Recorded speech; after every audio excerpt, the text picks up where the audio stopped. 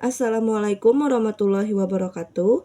Perkenalkan nama saya Nurika Amalia dengan NIM 23102112220044. Kali ini saya akan menjelaskan tentang sebuah kasus yang dimana penugasan ini bermaksud untuk pemenuhan nilai UAS saya dalam mata kuliah Hukum Perpajakan.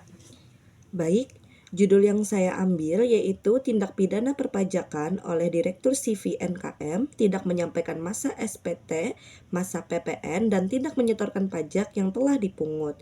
Kasus IWA di PN Tabanan tahun 2023. Masuk di kronologi, pada tahun 2018, IWA selaku pihak yang bertanggung jawab atas CV NKM, sebuah badan usaha yang bergerak di bidang jasa konstruksi, memiliki kewajiban untuk memungut, menyetorkan, dan melaporkan pajak pertambahan nilai atau PPN kepada negara sesuai dengan ketentuannya. Setiap pengusaha kena pajak atau PKP wajib menyampaikan SPT masa PPN dan menyetorkan PPN yang telah dipungut dari konsumen. Namun, dalam beberapa periode pada tahun 2018, tepatnya bulan Maret, Juni, Juli, November, dan Desember 2018, IWA tidak melaksanakan kewajiban perpajakannya.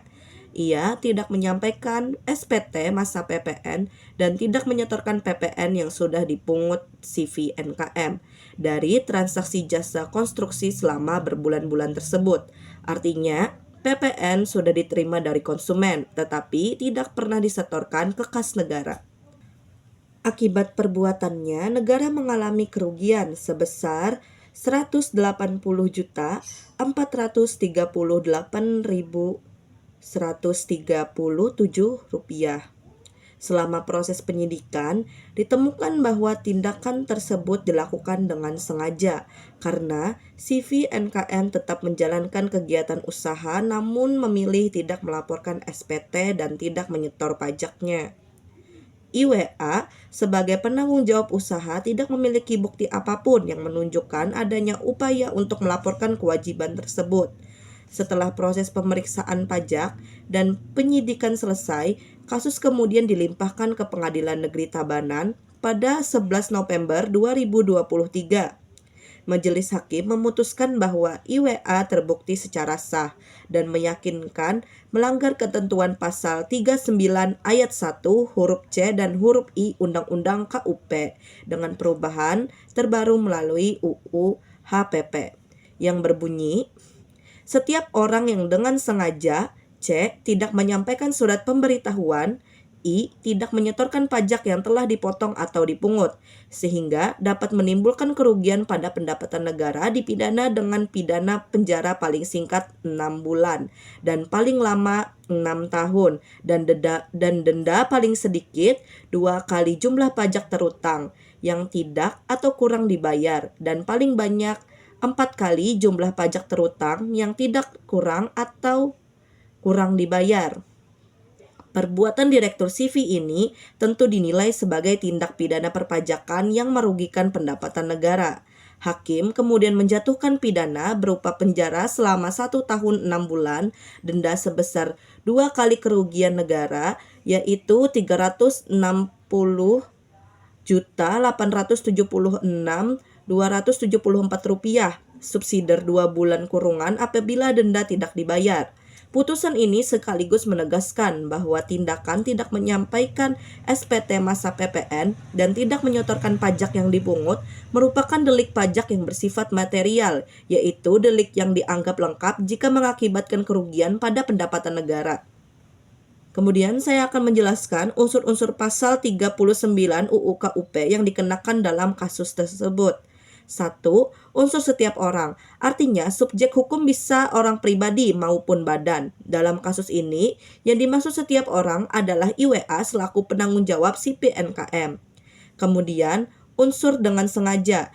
Sengaja berarti mengetahui kewajiban tetapi tidak dilakukan. Bukti kesengajaannya, CV NKM tetap beroperasi normal. PPN dipungut dari konsumen, tetapi tidak pernah disetorkan dan tidak pernah dilaporkan melalui SPT. Ketiga, unsur pasal 39 ayat 1 huruf C, tidak menyampaikan surat pemberitahuan atau SPT. IWA tidak menyampaikan SPT masa PPN pada bulan Maret 2018, bulan Juni 2018, bulan Juli 2018, bulan November 2018, dan bulan Desember 2018. Kemudian yang keempat, unsur pasal 39 ayat 1 huruf I tidak menyetorkan pajak yang telah dipotong atau dipungut. CPNKM memungut PPN dari pengguna jasa tetapi tidak menyetorkan ke kas negara. Kerugian negara sebesar Rp180.438.137.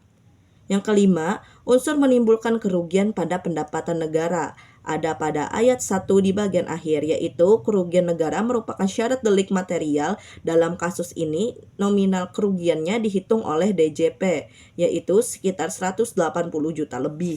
Kemudian yang keenam, unsur masa pajak tertentu. Konteksnya pada SPT masa PPN. PPN dilaporkan per bulan, sehingga setiap masa pajak memiliki kewajiban administrasi sendiri. IWA tidak memenuhi kewajiban untuk 5 masa pajak. Kemudian yang ketujuh, unsur kewajiban sebagai pengusaha kena pajak atau PKP. Badan usaha yaitu CVNKM telah dikukuhkan sebagai PKP, yaitu wajib melaporkan dan menyetorkan PPN. Hakim menggunakan status PKP ini sebagai nilai dasar menilai kewajiban hukum terdakwa. Kemudian yang ke-8, unsur bertanggung jawab atas pelaporan dan penyetoran pajak. Berdasarkan struktur perusahaan, IWA bertanggung jawab atas seluruh kewajiban perpajakan NKM, jabatan dan kewenangan dibuktikan dalam persidangan. Kemudian yang 9, unsur perbuatan dilakukan secara berulang atau lebih dari 1 kali. Ini bisa memperberat sanksi.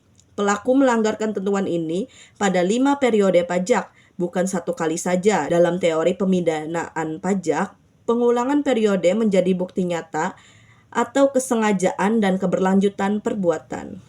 Kemudian saya akan memberikan argumentasi saya sebagai mahasiswi hukum yang telah mempelajari mata kuliah pajak selama kurang lebih 16 kali pertemuan. Sebagai mahasiswa Fakultas Hukum yang telah mempelajari ini, saya setuju dengan putusan hakim. Perbuatan IWA tidak hanya merugikan keuangan negara, tetapi juga bertentangan dengan asas keadilan, perpajakan, dan integritas sistem fiskal. Hakim telah menerapkan norma pasal 39 ayat 1 huruf C dan I UU KUP secara tepat, mempertimbangkan unsur perbuatan, kerugian negara, intensitas pelanggaran, dan sifat kesengajaan. Putusan pidana penjara dan denda 2 kali kerugian negara merupakan bentuk pemidanaan yang profesional, edukatif, dan sejalan dengan prinsip ultimum remedium dalam penegakan hukum perpajakan Indonesia. Sekian dari saya, Nurika Amalia. Wassalamualaikum warahmatullahi wabarakatuh.